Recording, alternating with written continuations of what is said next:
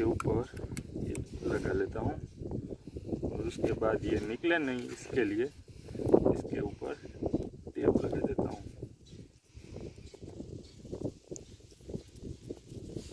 I think इतनी काफ़ी है। अब थोड़ा सा कैल्शियम कार्बाइड इसमें डालूंगा, इतना काफ़ी है।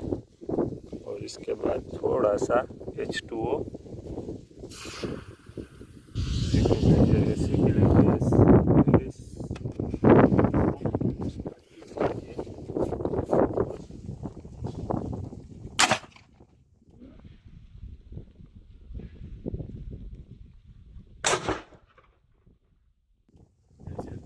काफी शानदार हुआ और बलून के चिथड़े उठ गए।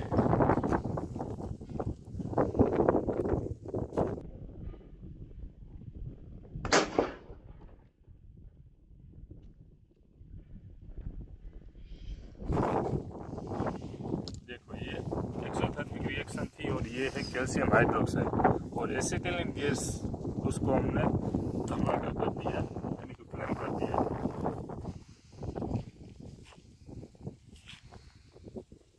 Calcium carbide CaC2 plus water, उसको लाइटर की मदद से स्पार्क करेंगे तो एसिटिलीन गैस रिलीज होगी और बाद में यहाँ जो ये बचा था ये है कैल्शियम हाइड्रोक्साइड। ये सिंपल सी साइंस रिएक्शन है।